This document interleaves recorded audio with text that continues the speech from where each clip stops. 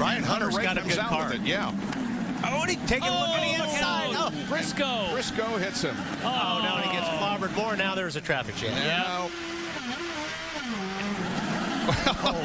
There's not good.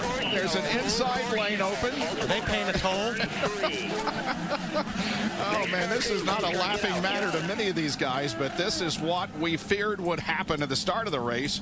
But they waited until this full course caution. And Ryan Briscoe set off that chain by making contact with Ryan Hunter-Reay. I think Castroneves owes some damage there. Yeah.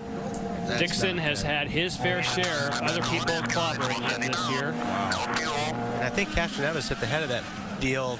Not sure if he stalled it, and that's why he couldn't get it in reverse to get it going. And I think that's what caused the jam up. Now, was it not Ryan Hunter-Reay and Briscoe starting the season when we were in Barber when they made contact? Yes, you're right. So they have hit each other previously. Well, I counted 12 cars that are stacked up down here in turn number 3.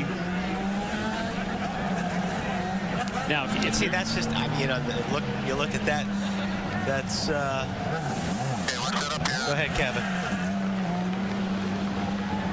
Scott Dixon is limping his way around. Mike Hull told him, we're just going to fix what's wrong with the car. We're not going to take fuel. Scott said, I'm going to be out soon. Should we get a splash? So we'll wait and see. James Hinchcliffe also coming in right behind him. They're pitted next to each other as well. They are limping down pit lane.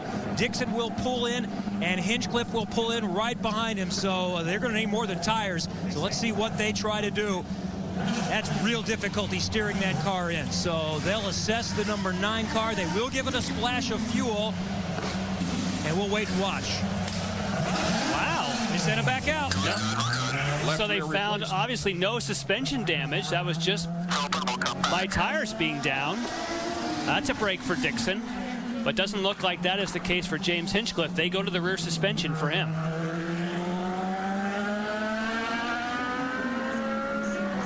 Well, let's try to go back and see if we can determine exactly what set off this melee. Well, we're riding on the car that made the contact. Oh, what's he doing? It was like he was on the left and then decided at the last moment to poke his nose in there.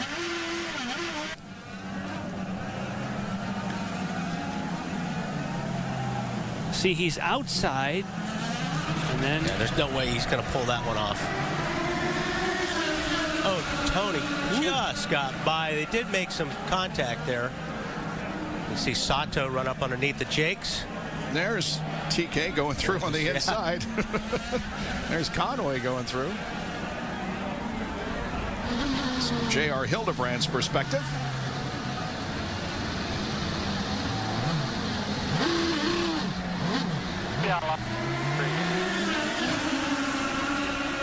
You know, Wally, as a race car driver, when you see a gap, you know, you're trained to go for it, but that came so late. That was too late. It just came, the decision came too late, and there was just not room. Elio's picking his way through, isn't he? Oh, and then he tried to get it. He tried to, yeah, you have to break the rear loose to get it out. Now he can't back up.